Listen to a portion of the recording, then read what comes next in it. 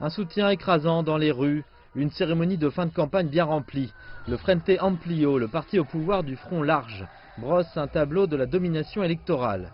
La victoire à l'élection de dimanche signifierait un 4e mandat consécutif pour ce parti de gauche au pouvoir depuis 15 ans, qui a adopté un programme relativement socialiste, qui met l'accent sur les salaires des travailleurs, les droits des femmes, la santé publique et l'éducation. La plupart des sondages indiquent un soutien d'environ 40% au candidat à la présidence, Daniel Martinez, âgé de 64 ans. Cela lui donne une avance à 2 chiffres sur son rival le plus proche, mais ce n'est pas suffisant pour gagner tout de suite.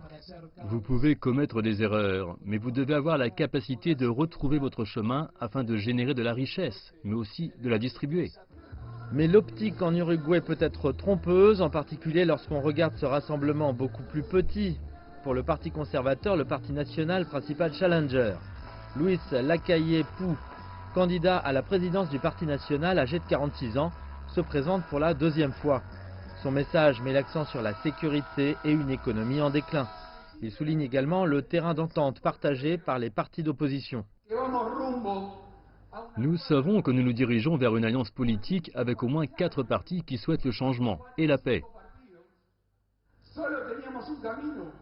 Selon les derniers sondages, une coalition des 3 plus grands partis d'opposition pourrait mettre fin au mandat du Front Large si un 2e tour de scrutin avait lieu, comme cela semble probable.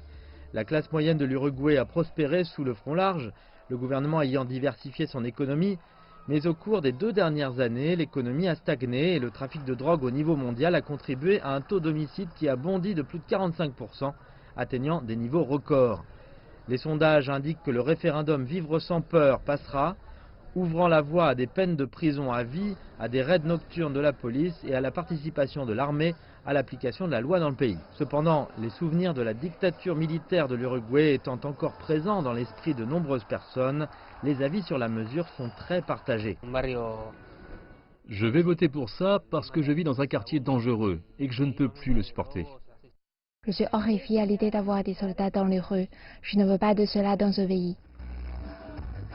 Alors que tous les candidats rejettent publiquement le référendum, son principal soutien, Jorge Larraga, est une personnalité du Parti national.